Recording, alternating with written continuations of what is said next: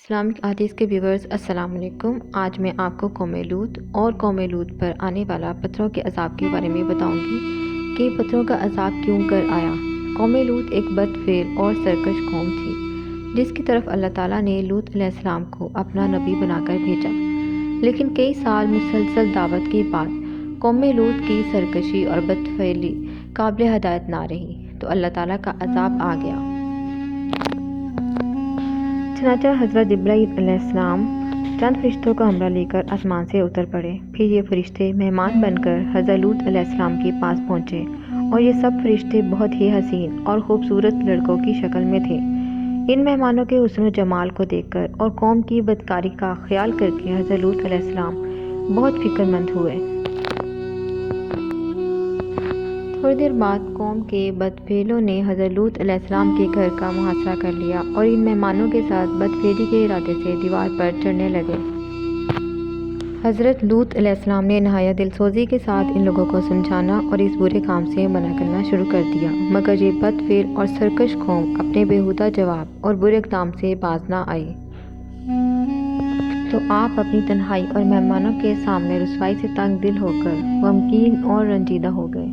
یہ منظر دیکھ کر حضرت جبرائیل علیہ السلام نے فرمایا کہ اے اللہ عز و جل کے نبی، آپ بالکل کوئی فکر نہ کریں، ہم لوگ اللہ تعالیٰ کے بھیجے ہوئے فرشتے ہیں جو ان بدکاروں پر عذاب لے کر اترے ہیں۔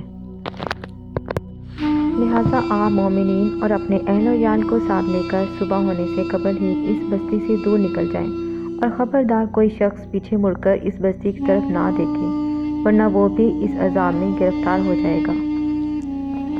چنانچہ حضرت لوط علیہ السلام اپنے گھر والوں اور مومنین کو ہمراہ لے کر بستی سے باہر نکل گئے۔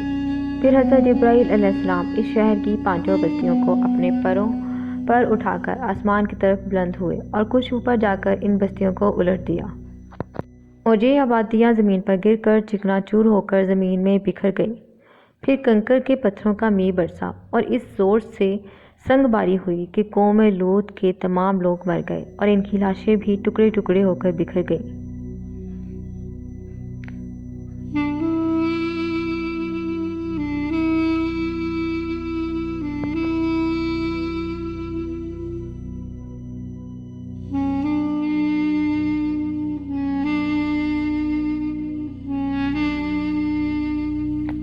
اس وقت جبکہ یہ شہر الٹ پلٹ ہو رہا تھا، حضرت لوط علیہ السلام کی ایک بیوی جس کا نام وائلہ تھا، جو در حقیقت منافقہ تھی اور قوم کے بدکاروں سے محبت رکھتی تھی، اس نے پیچھے مڑ کر دیکھ لیا اور یہ کہا کہ ہائے رے میری قومیاں، کہہ کر کھڑی ہو گئی۔ پھر عذاب الہی کا ایک پتھر اس کے اوپر بھی گر پڑا اور وہ بھی ہلاک ہو گئی۔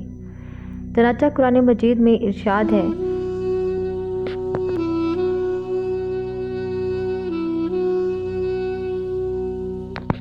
تو ہم نے اسے اور اس کے گھر والوں کو نجات دی، مگر اس کی عورت وہ رہ جانے والوں میں ہوئی، اور ہم نے ان پر ایک مینہ برسایا تو دیکھو کیسا انجام ہوا مجرموں کا۔